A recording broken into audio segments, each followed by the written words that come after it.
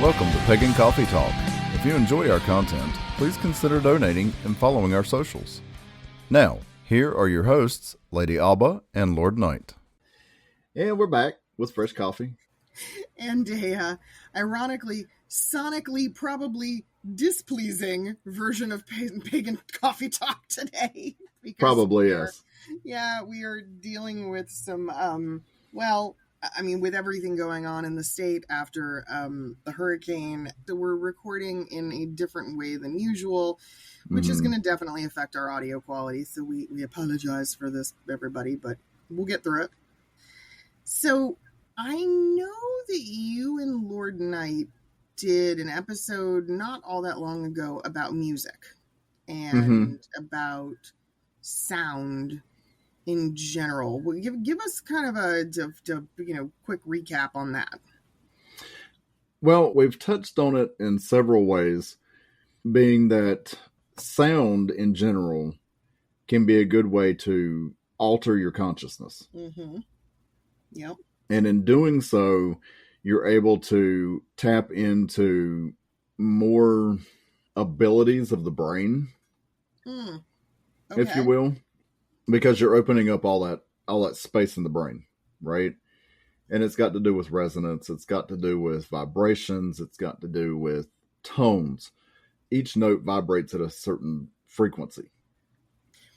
Well, just to, if I'm not mistaken, the part of the brain that controls speech is different from the part of the brain that deals with music and song, which is why often stroke and dementia patients have an easier time singing than they do speaking.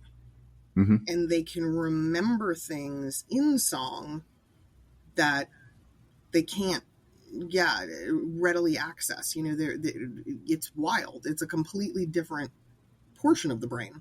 Right.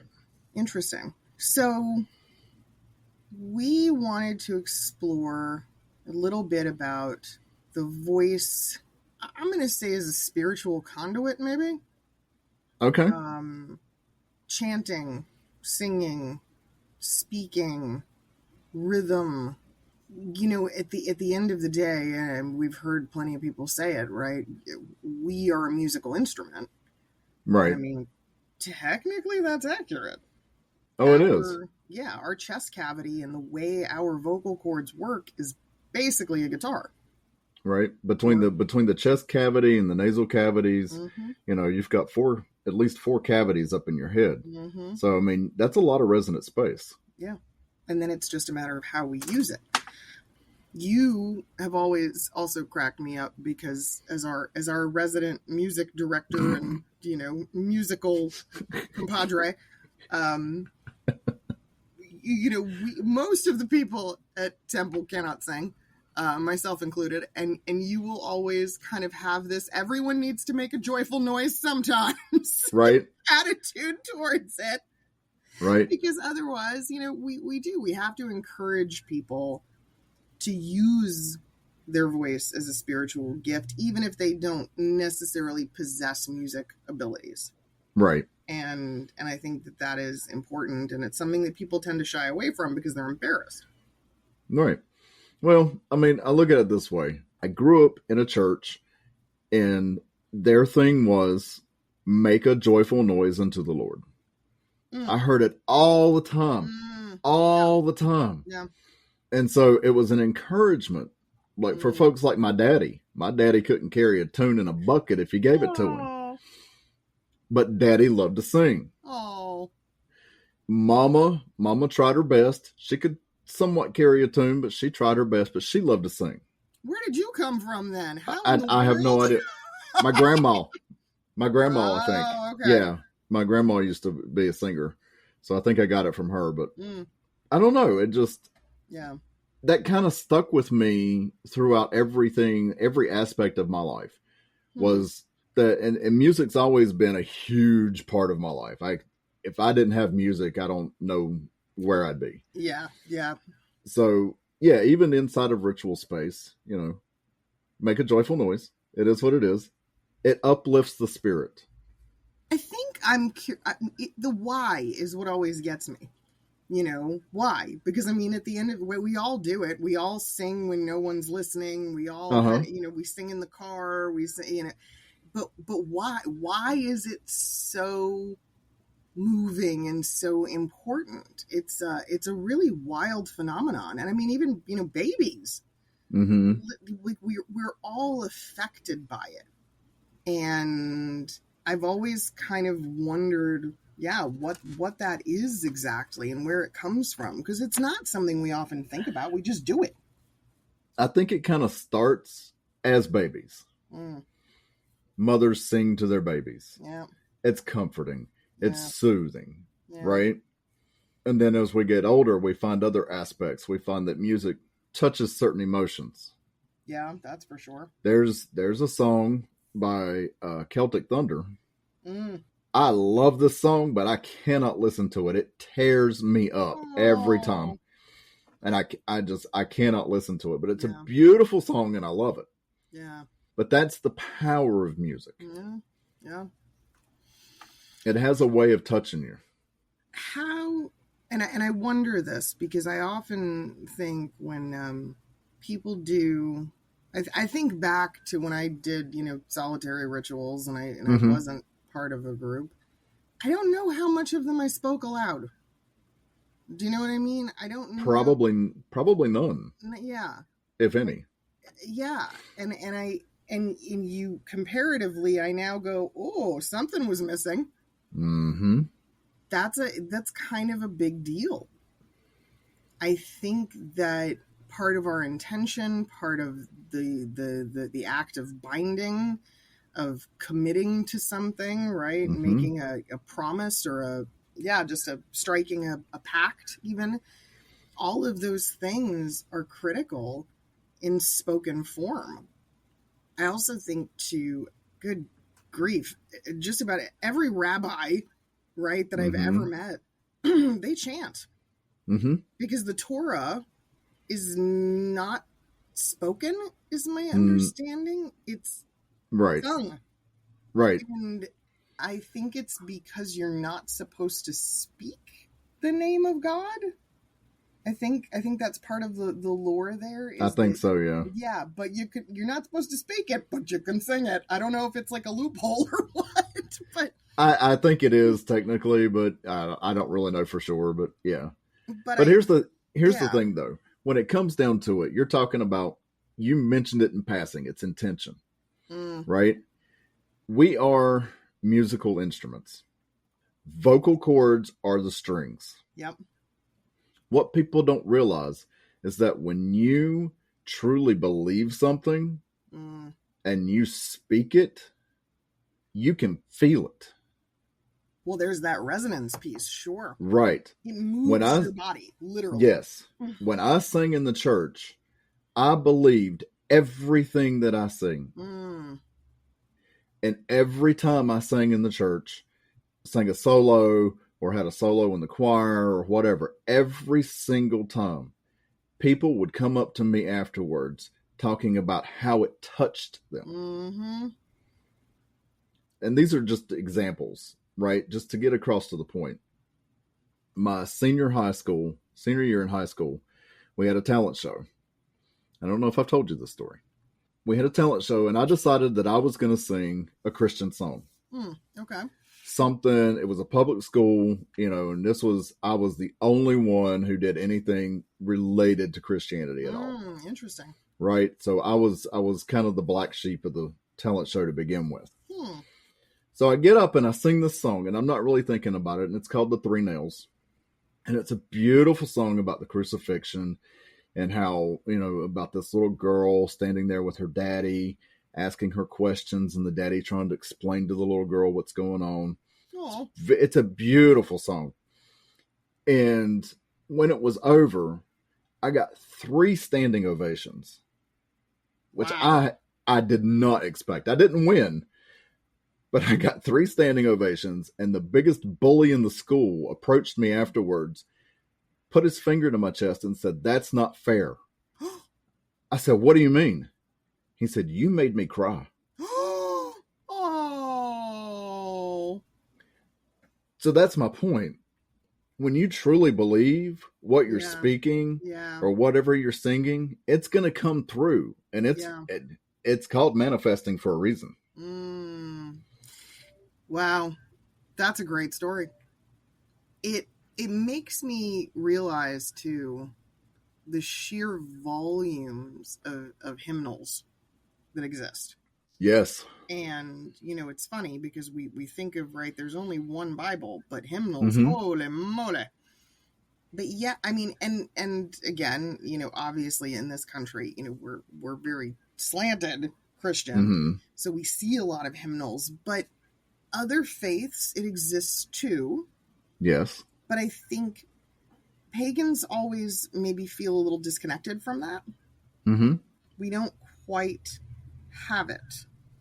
So I have my own thoughts on it, on how to achieve, that. But I'd like yours first. I'd like your thoughts on how we start to, collect like the use of music in ritual and how we start to create our own hymns in a sense. Well, in a way, we kind of have. Okay. Over the years, there has been an influx of pagan musicians. There is more pagan music out there now than there has ever been. Yep. Back in the 90s, I used to be able to find just a handful of artists. Yeah. And now they're all over the place. There are songs that they've been around for a while, and they're like little chants. Yep. And they're pretty common. Okay. People, more than one person has recorded their version of these songs. Right. That's like the best starting place because they're so common. It brings that unification into whatever it is we're doing. Where do you tend to find them? I have found them in various places. Back in the day, it was Napster. I know, right? Dating myself. But now, I mean, you can find them on YouTube. You can find them on Spotify. You can find them, I went to Amazon Music and I just typed in Pagan. Wow. Or Spotify. It was somewhere. I went to one of those things and I just typed in Pagan. And it pulled up a slew of pagan music. There's international pagan radio. Oh, yeah. And they do spotlights on pagan musicians. They have a top 10 that they do on a weekly basis. Jeez. I mean, you can find this stuff anywhere now. It's beautiful. Do you think that the pagan music carries the same weight of some of what we see in other religions? And what I mean by that is, right, does it carry the same ancient origins?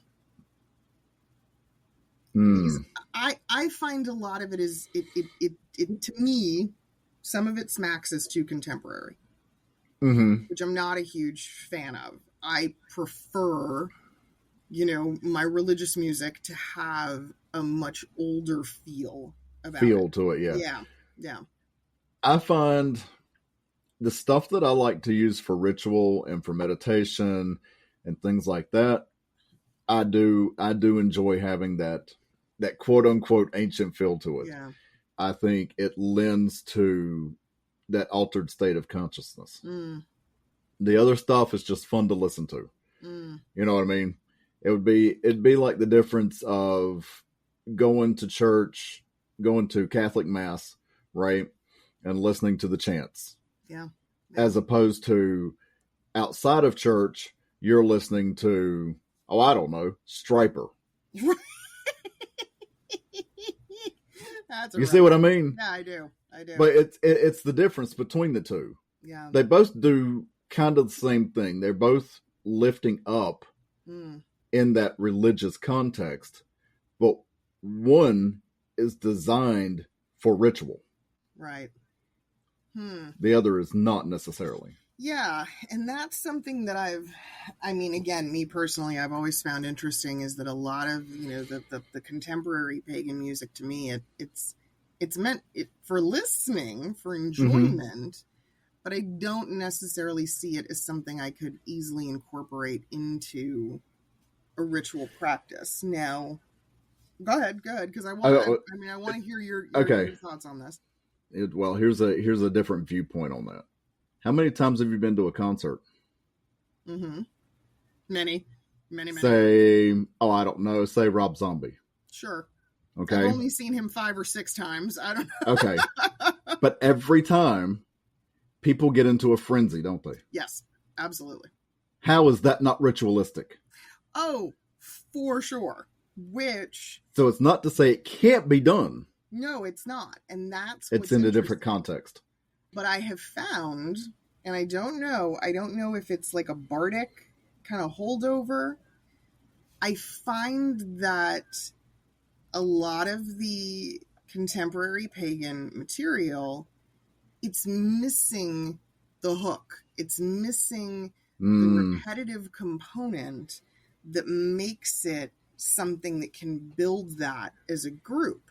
So for me, a lot of times when I'm looking for music and song to bring into ritual, I'm actually looking to contemporary artists or mainstream artists, because they do bring some of that.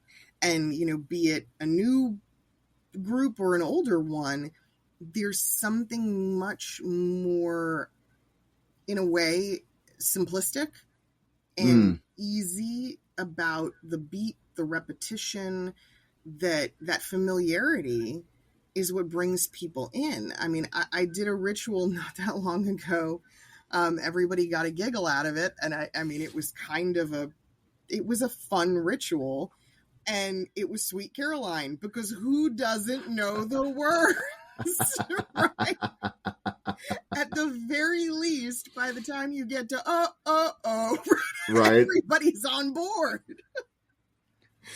And that's sort of what I feel that some of the music lacks, right? It's that connection, it's that recognition, it's that thing that allows people to lose themselves in it. I think that that's such an important part of doing those sorts of things. The ritual that we just did for Mabon was kind of the same thing, where I created a sort of chant component that was just so simple, even though we had people in the group who couldn't read it off of a piece of paper. They were easily able to, memorize it and just insert it right along with everyone else where it was. And I think that that's part of what creates that sense of belonging. It is, yeah. Ritual, yeah. And it's like, how do we get more of that? Is it that we need to do clergy need to take the time to think more about the musical component? I always feel like it always kind of upsets me a little when there's no music. I'm like, it should be there. It's such a part of spirituality that I try, even, my first degree is I'm always like, put some music in it. Where's the music? Right? Where's the music? Yeah. I don't know. That's been my goal since I started with Life Temple, was to try to bring more music into this, because I do feel it's an important part. It helps to set the stage. Yeah. I think. And like I said, if you find the right thing, it can literally reach out and touch somebody. I mean, how many times have you heard a song from the past and it take you back to a specific memory about something? Absolutely. So there's a powerful component to music. Do you think that there's also something to be said about the time of year and the predictability of where the music falls, right? I know for me, Catholic Mass, right, it was knowing, okay, it's Christmas time. We're going to hear, there's particular music that's associated with it. There are particular songs and hymns that, right, kind of lend to that. And again, sometimes I wonder, are we doing enough to bring that to the table? Are we doing enough to create something consistent? I know that's a tough one, because pagans don't always like that word, right? No. I don't think we are as a community. Yeah. I think there's a few songs I've been trying to go through my playlists, And as I discover new music, see if it relates to anything. So I've been trying to create like a playlist for Samhain, a playlist for Yule, a playlist for Mabon. Yeah. Just so that I can sort of have those in one place. You know what I mean? To see if there's anything that we can do that's kind of like at Christmas time. You know, you're going to hear sleigh bells ring. Are you listening? Yes. You know, yes. So that's what I mean. that is such there's something about that when we talk about moving the soul, moving the body. And also I do think that when the lyrics and the tune itself are that familiar, we are more likely to engage. We are more likely to participate because we're unencumbered by the learning part, or we're unencumbered by having to, read the words. We just know them. Yeah, and it's easier to fall into that space in your head to where it's just like muscle memory. It's like you start hearing those familiar Christmas carols, and it's like you could do it with your eyes closed. You could do it while you're driving, while you're writing a letter. It's there. It's that familiarity, and I think that's an important aspect as well.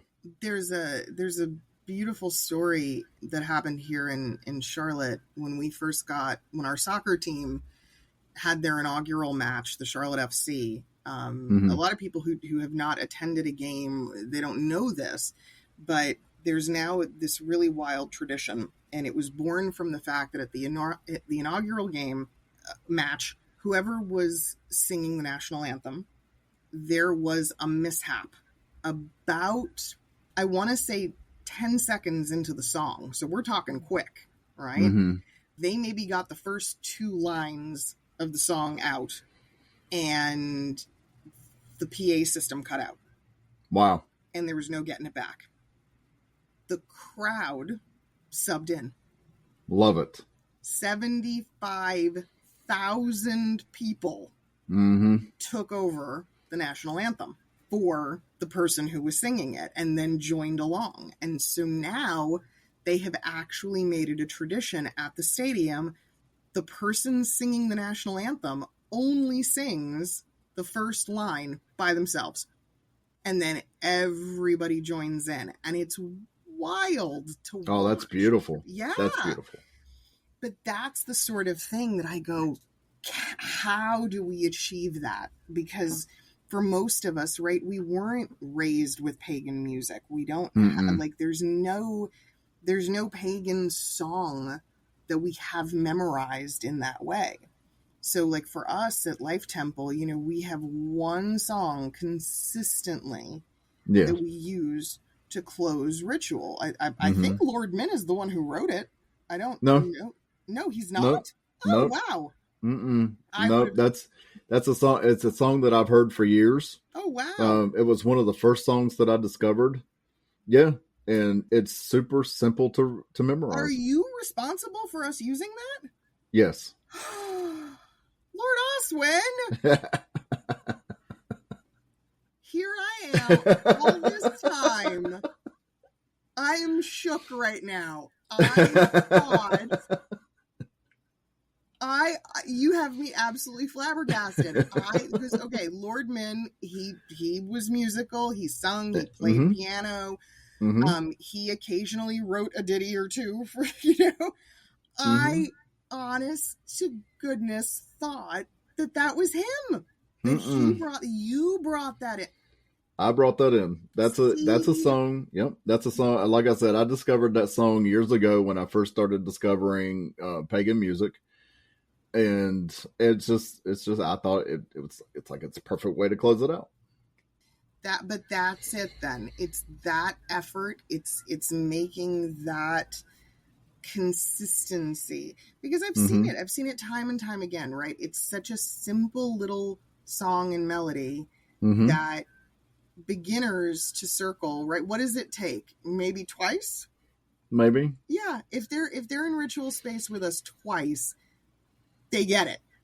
they're going to start kind of maybe missing a word or two, but they'll start Mm-hmm. singing along. And pretty soon it's very familiar for everyone. That's amazing. Mm-hmm. We need more. We need more of that. Yeah. That's so great. I feel, wow. Okay, now I feel obligated to go tell everyone. That's amazing. We used to, and I don't know if you know this or not, but we used to years ago, and I'm not sure why we ever stopped. We didn't do it a whole lot, but a few times. We would actually start ritual with the witch's rune, Mm. and everybody would chant the witch's rune while the priest and priestess were cast. Yep. I like that too. Yeah. Yeah. It's a little more difficult because then you got to have papers and things like that. But, sure, but if you do it enough times, people will remember it. But even just clapping, stomping, Yes, beat, I mean, it's so critical. And then, I've always been enamored by, I go back to the whole rabbi thing and, like the Gregorian chanting and stuff. Mm-hmm. Anyone can chant. Yes. Anyone. It doesn't matter if you can sing, you can chant. Nope. You don't have to be able to sing. No, but just trying it, incorporating it, using it can be extremely powerful, and it can move yourself, your working, your ritual in a whole new direction, and it's worth experimenting with. Absolutely. I try so hard, especially when we have new initiates. And even before then, really, to get them primed, but to get people comfortable with speaking in ritual and reading certain things inside of ritual, because the more we get them away from the piece of paper mm-hmm. and speaking from the heart, the more moving and beautiful it is for everyone, including them. Once you get past the embarrassing part. That's really it. It's always the nerves and the bit of embarrassment that kind of gets people, which makes me go, do we need to go call a rabbinical school and go, hey, how do you guys handle the chanting thing? Because everybody's embarrassed by it. It's tough. I mean, you could, but I don't know. It's getting people to do it. And once they do it a few times, it gets so much easier. Yeah. Yeah, you're right. It's like anything else. I mean, like when you started circle casting, it was a little awkward, right? Oh my goodness. That's an understatement. The more you did it, the better you got at it. Yeah, absolutely. So, I mean, it's the same thing. It's learning anything new. Yeah. You suck at it in the beginning and then it becomes easier. It's true. But everyone talks about sound as for healing. Mm-hmm. And I think about that and I go, well, yeah, song, right? It heals wounds. It heals the mind. It calms you down. I mean, it does so many amazing things without a lot of effort. Right. And sometimes we do it without even thinking about it. Yeah. And that's why a lot of people don't think about incorporating it in that way. But, think about how many times you've been super upset about something. Yeah. And you hear a song. Yeah. Or a couple of songs. And then all of a sudden you feel better. I have a playlist that it's my happy playlist. Mm-hmm. That's all it is. It's the happy playlist. And it is songs that I have long said, I dare you. You cannot be sad and hear this. You can't. Okay. Just, you know what I mean? I love that. Yeah, they're so, and many of them are cute and they're silly and there's a ton of hand clapping, because I don't know why, but hand clapping makes everybody happy. It does, don't it? And there's a lot of horns. I found that too. Horn sections. Okay. People love a good horn section. Love horns. Yeah.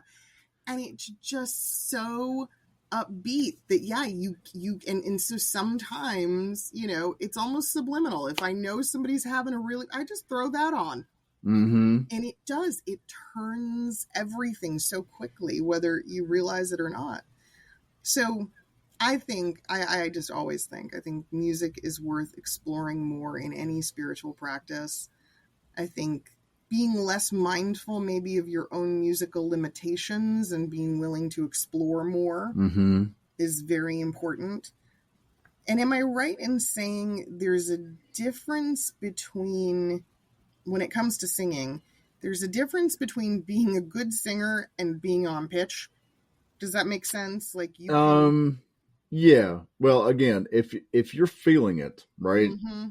If you feel that in your soul and it comes out, it doesn't matter if you're on pitch or not. Yeah. It's gonna come out. That vibration, you are going to send that vibrational resonance out into the world, and it's going to affect people around you. Yeah. It's, well, and there's something about it that's akin to laughter, right? Yes. Like, some people have really odd, really funny laughs. Yes. But it's still infectious. Yes. So yeah, I mean, we can have a not so great voice, but it still can affect those around us. Let's put it this way. Take Beyonce. Sure. No. Great singer, right? Do I think she's the best? No. Right. Because I think she's just singing words. Okay. And then you look at somebody like Chris Stapleton. Oh, interesting. That man, I mean, it just oozes out of him every time he opens up his mouth. Yeah. Isn't Tennessee Whiskey is one of his, right? Yeah. Yeah. Yeah. So I know exactly what you're talking about. Yeah. So that's kind of what I'm talking about. He just, some people are just natural at it. And I think he's one of them. It doesn't matter what he sings. It's just going to come out. Right. But when you feel it, that's the kind of feeling you get when you hear somebody who feels what's coming out of their mouth. And then once in a blue moon, you get lucky and you get both. And to me, right, that's Whitney Houston. Okay, yes. She did the cover of the Steve Winwood song, Higher Love. Oh, my God. That is beautiful. It's incredible. It is... Whew. And I don't know if some of that, for her, I think it could be attributed to the fact that she grew up in the church. She was a church singer. She was, yes.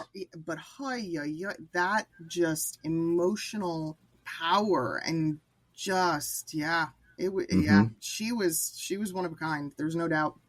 So but that's kind of what I'm talking about. When you'll know when somebody, if you're hearing somebody who believes what's coming out of their mouth. Yeah. You will feel it. Yeah, you're absolutely right.